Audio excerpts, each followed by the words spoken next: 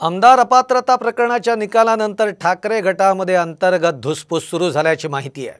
2018ला पक्षाच्या घटनेतील बदलांची निवडणूक आयोगात नोंद का नाही यावरून खडाजंगी झाल्याची माहिती आहे। तर अनिल देसाई आणि सुभाष देसाई यांच्यावर आयोगात नोंद न केल्याचं खापर फोडण्यात आल्याची देखील माहिती समोर येते।